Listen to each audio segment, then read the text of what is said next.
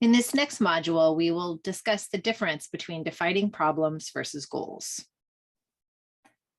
As a reminder, clarifying the problem, step 1, and setting a realistic goal, step 2, are often the most important steps of problem-solving treatment, or PST, that you learned about in Unit 4.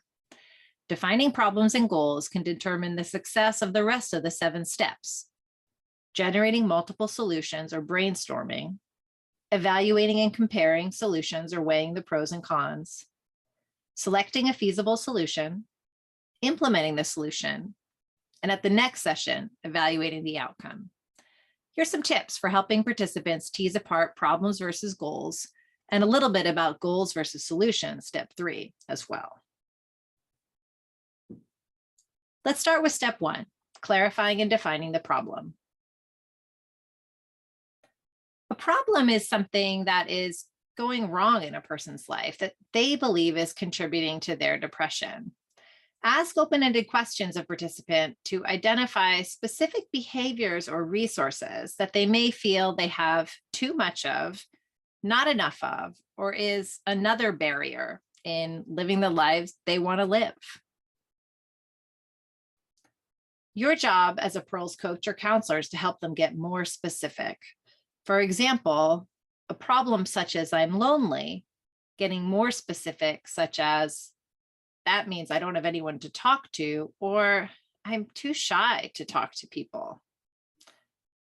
The reason it's important to get more specific is this then will help them pick more achievable, realistic goals that are connected to that particular problem, as well as appropriate solutions they might try between their next Pearls session. The way you can help a participant get more specific about an issue or problem in their life is asking probing questions. When is this a problem for you? What happens that lets you know it's a problem? What are you not doing that you would like to be doing? Why is this a problem or issue for you? And who is involved, and when and where does this problem occur most? It's really important in step 1 to make sure that the problem is something that involves the participant. For example, you may hear something like, "Oh, my children never call me, and that's really frustrating. I'd like to be closer to them." Help the participant reframe the problem as an I statement, such as, "I rarely talk to my children on the phone."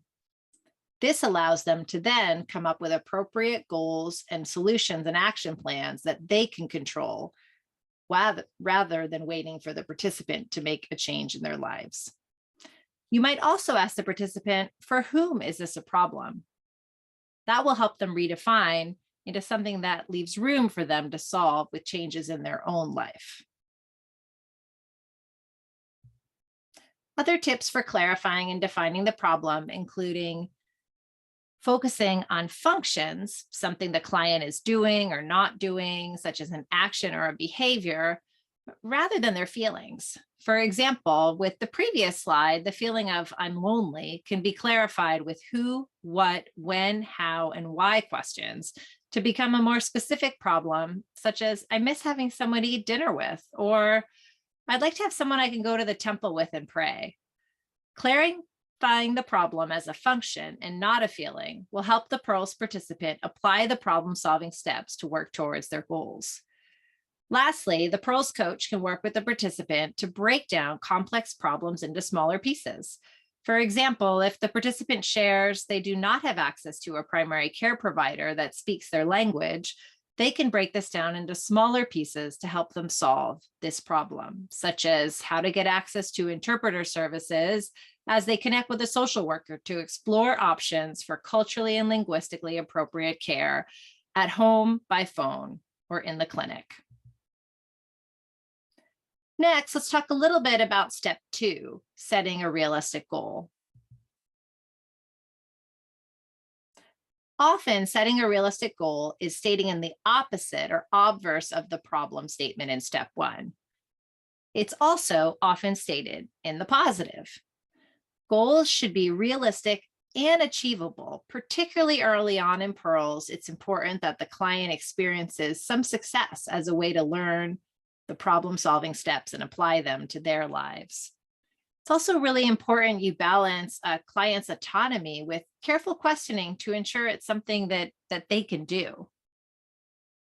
For example, if somebody is currently not exercising and sets a goal of doing 1 hour of aerobics 7 days a week at a gym, that can be too much.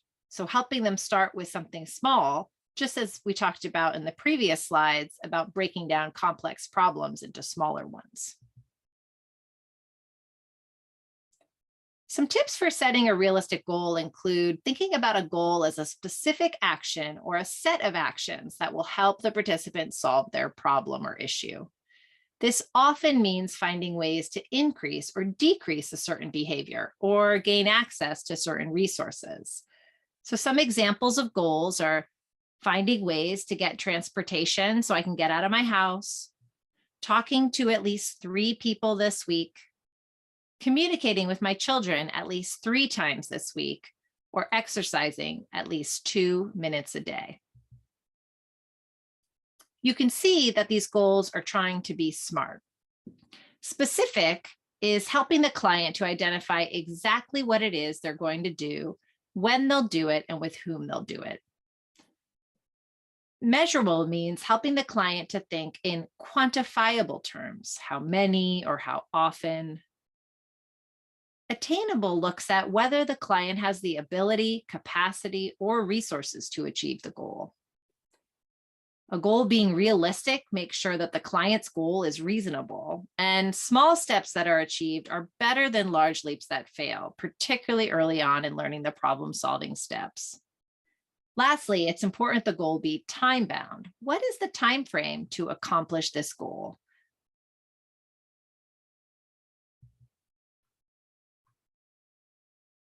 Let's give an example of how SMART goals can lead to better solutions for step 3 of problem solving. For example, let's say your goal is to get in shape. That can be pretty vague and overwhelming for most people, and it can be hard to measure success. So the more specifically you set the goal, the easier it is to outline steps in step 3 to achieve those goals. For example, if you set the goal of exercising 2 minutes a day, that could include possible solutions in step 3, such as lifting soup cans, walking to the mailbox, or moving around the apartment in a wheelchair. Accomplishing these specific steps and reporting them to the Pearls coach will be easier to measure, accomplish, and celebrate. On the other hand, a goal of exercising more this week often leaves depressed clients feeling overwhelmed and not sure where to begin, and likely feel that even things they do try have not been good enough. Possible solutions can also be generated with a participant by asking, how have you tried in the past to solve this problem? In terms of distinguishing between problems versus goals versus solutions, remember that in step 1, problems are meant to be specific, to really focus on behaviors rather than feelings, and to frame them as I statements. So it feels like something that the participant can work towards, something they have control over.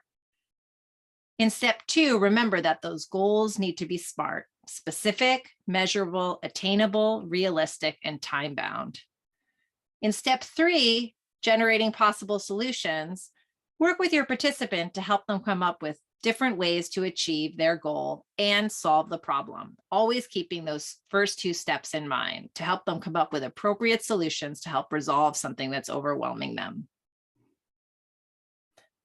Some other tips for doing problem-solving treatment include, for each step, really helping the client and provide a rationale for why you're doing that step and defining it as you go.